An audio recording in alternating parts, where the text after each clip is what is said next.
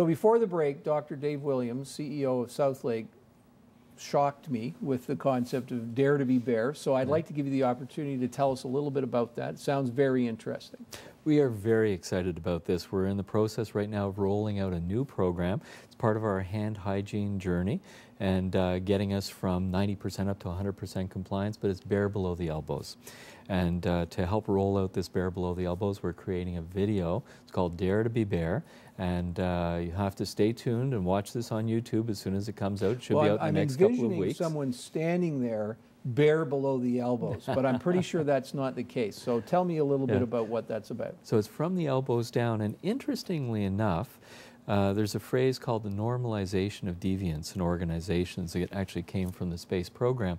If you go back into healthcare in the 1960s and just look at pictures of people delivering healthcare, you'll notice that the nursing uniforms all stopped above the elbow. Right. No one was wearing any watches. There were no jewelry on your hands or anything. Your watch was pinned up here and you weren't wearing wedding bands and things. People were bare below the elbows. And then somewhere between the 60s and now, it became okay to wear long-sleeve attire, watches, jewelry, fake nails, all these sorts of things. And now we've said, you know, that actually is not consistent with our hand hygiene journey. So we are becoming a bare below the elbows hospital. You know how hard it is to buy a lab coat, a clinical coat that stops at the elbow? Oh, I can only imagine. Couldn't buy it. I have the best lab coat in my career. It's called the Osler, and we're actually going to chop the sleeves off this thing because it's got long sleeves on it. Well, so you can show off those pipes, there right? You go. There you go. Well, it's interesting you mentioned that because I recently had a conversation with someone in the food service business, and they indicated that truly it is more hygienic to not wear plastic gloves. It would be much better to have proper hand hygiene than to wear the plastic gloves, but the public believes those plastic gloves are better for you. So there's a perception issue there too. So under certain circumstances, we will use the plastic gloves. There's no question for isolated patients and things like that. But I think the nice thing that's bare below the elbows brings is when you're in a clinical environment and we empower people to speak up. If you see me and I'm walking through a clinical area and I'm wearing my watch and my sleeves are rolled down, say something. And I will challenge the team members to say, I'm the CEO, but if you see me in a clinical environment and I'm not bare below the elbows, please speak up. And that's actually happened. And one of the team members, I was walking through a ward and the team member saw me, but I was behind a post and they said, Dr. Williams, are you bare below the elbows? I said, yes, I am. Thank you so much for asking. And that's what we want to do is create an environment where it's visible, it's easy to see compliance, and we're all there for each other to make sure that we're doing the right thing. So I hope you sent that person a certificate. Oh, indeed. Good for you. I think you also touched on something that is so important in any leadership environment is that ability to communicate freely with people in a more senior position than yourself. And you know, you talked about being able to influence because of your position, but the reality is that oftentimes there are much smarter people at levels that are below a CEO, much more knowledgeable about a specific area, are much more in tune to what's going on. How do you personally bring that to life in the organization, and how do you try to influence the people that are other members of the senior team to be open-minded to that kind of feedback? So I actively encourage it, and earlier we defined leadership as the ability to influence others, and we defined followership as upward influence in the organization. So as a leader, I actually embrace people who will challenge ideas, and we talk about this. Good followership is the ability to be a little bit courageous and to speak up and say, Dave, I actually disagree with you on that, and I think the better course of action would be the following for the following reasons. And to have that dialogue, there's a book out there, Great Leaders Don't Take Yes for an Answer. And the worst thing in a senior team is where you see a CEO transmitting, talking all the time, and everyone in the senior team nodding very sagely, yes, yes, thank you so much, Bill, for that, very wise, yes, yes. What kind of an organization is that? That's called a government, unfortunately. But you're right. I mean, so one of your goals would be to hire people around you as part of your team that, ideally would be smarter than you in many aspects of the business, so that you complement one another. Yeah, we have a great team at Southlake, and I'm very comfortable in saying my senior team Totally, it's smarter than me. And you know, I've had a lot of achievements in my career, and that's great. And now I'm at Southlake because I want to make a difference. And we've got a phenomenal senior team that's there to be able to work with our incredible frontline clinical team members to achieve these objectives. I'm not there because it's easy. I'm one of these people that I love complex things to master. You know, in terms of the incentives, autonomy, mastery, and purpose, for me it's all about mastery. Give me a spacewalk where it's seemingly impossible odds, a crew of 7 talented people, and let's go try and achieve the impossible. Hubble Space Telescope, great example, or building the space station, what we're doing there. And that's what's exciting about being at Southlake, is you get a great team of senior leaders working with a dedicated team of professionals, and there's no limit to what you can accomplish. Well, not only is there no limit, but you know, you've talked about that. It goes back to the purpose again, is that when you have a common purpose, a shared purpose as a collective group, I mean, it's amazing what you can, you know, achieve together, but you can't do it alone. Mm-hmm. What are some of the things that we should be looking for to be happening at Southlake over the next little while? What are some of your sort of visionary views that you know, people of York Region should be looking for?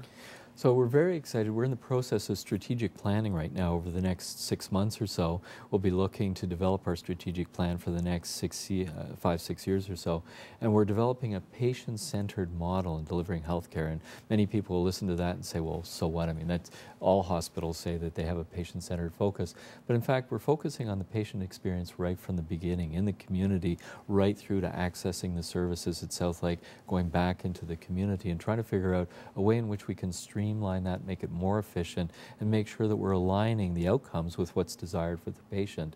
In addition to doing that, we're actually trying to redefine the way in which we deliver healthcare. Healthcare is focused on a health disease model. Mm-hmm. And in fact, that model is probably false for the majority of us.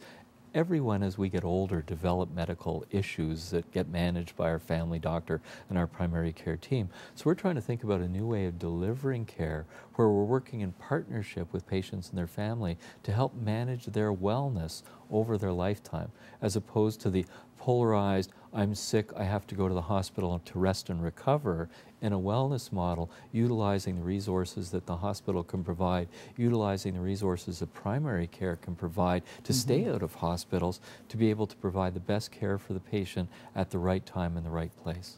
So how are you bringing the community voice into that process of developing that strategic plan? Because I would imagine, based on what I've heard you say thus far, that you would feel that would be an important part of that. Yeah, so we have strong levels of community engagement. In fact, we did an RFP to go through an objective process to hire our consultants in.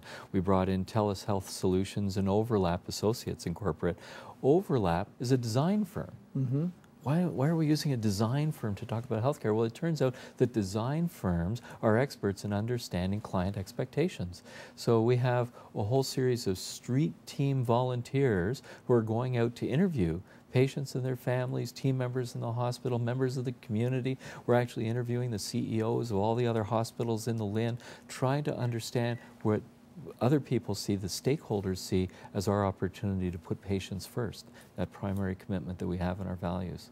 Once again, you're, as a leader, I've sort of deferred that I'm the only expert in the room to all the other folks within the organization. What role will you see the people on your team directly in playing with that? You know, I think everyone on the team is going to be totally engaged in developing the strategic plan, which is really exciting. With strategic plans, they can be a nice glossy brochure that you put on your coffee table in the CEO's waiting area, or they can be a living, dynamic document that over the next 5 years we're continually referencing and changing and modifying, is setting targets for ourselves to be able to achieve. And it's really the latter that we're trying to achieve by engaging everyone in the strategic planning process right now. We're very bold. We want to define a global presence for the ultimate patient-client experience. And I think that's something that is really unique. You know, we're not happy to just be a local center of excellence. We want to be looked at as a global center of healthcare excellence. And right now, the safety and quality initiatives we've implemented at Southlake, I've given talks at IHI in Paris. I've given talks to the National Health Service in the United Kingdom about what we're doing at Southlake, and that's really exciting. No, it is exciting, and as a resident of York Region for 20 years, I've seen, you know, go from a small community hospital to a significant presence in our community. But What would you say to people who are currently still thinking of, the Sunnybrooks and the Princess Margarets and the Toronto General as the place to go? What would your message be to them? I'll give you just about 30 seconds in closing to tell us. I think the Southlake, we are committed to shocking excellence in delivering state-of-the-art innovative care. So the care we're providing at Southlake rivals any academic teaching center, and we're very proud to be able to deliver that care in our community to patients whenever they need it. Well, and I think that we would agree, I hope we would agree, is that for all of the technology that you're bringing into the community, for which obviously we're grateful, it's really the people that deliver that are the difference between, just getting the service and having that shocking, excellent experience. Yes, definitely. I thought you would. Well, that's all the time we have today. So thank you so much, thank you, Dr. Dave Williams. You've been kind enough. We've been Bill and Dave here, and I appreciate that, and I've enjoyed it enormously. So thank you very much for sharing your insights and experiences so freely. For more in the show and to share your feedback, go to rogerstv.com. You can also connect with me online at billhogg.ca, where you'll find lots of information and articles on building a high-performing work environment at your business, or to simply ask a question. Thank you for joining us. Our goal is to inspire leaders like you to accelerate performance. Best wishes for your continuous improvement.